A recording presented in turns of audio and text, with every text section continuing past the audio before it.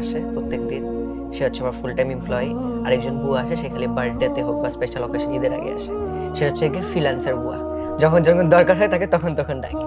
তো আমরা হচ্ছে এরকম যারা ফ্রিল্যান্সিং করি, আমরা হচ্ছে গিয়ে যখন কাজে লাগে, ক্লায়েন্টের যখন লাগে বা আমরা যখন কাজ করতে চাই তখনই যাই। কোনো বস নেই, কেউ নেই, তারা হচ্ছে গিয়ে কাস্টমার, ক্লায়েন্ট বা কাস্টমার, এই হচ্ছে গিয়ে মোটামুটি ফ্রিল্যান্সিং। আর যেটা আপনি বললেন যে আসলে 9 to 5 এর সাথে ডিফারেন্সটা কি? আমরা সচরাচর যেটা বলি, আমাদের ফ্রিল্যান্সিং যারা করে, যেহেতু 99% অফ দ্য টাইম আমরা এখন যে যুগে ফ্রিল্যান্সিং এর কথা বলি, সবাই রিমোট জবই করে। তার মানে তাদের লোকেশন ফ্রিডমটা আছে। আর যদি তারা হাই টিকেট ক্লায়েন্টসদের টাচ করতে পারে, তার মানে যদি তারা বেসিক লেভেল সার্ভিস না দিয়ে অ্যাডভান্স লেভেল সার্ভিস দেয়, তাদের ওই টাকা পয়সা ভালো হবে। তার মানে তারা ফাইন্যান্সিয়াল ফ্রিডমও পেয়ে যাচ্ছে, লোকেশন ফ্রিডমও পেয়ে যাচ্ছে, রাইট? কিন্তু দেন এগেন, যদি একটা ডিসেন্ট অ্যামাউন্টে টাকা কামানো লাগে, আপনি ঘুরতে ঘুরতে ইন্দোনেশিয়ার সি বিচের উপর বসে আপনি ফ্রিল্যান্সিং করে টাকা কামাতে পারবেন না।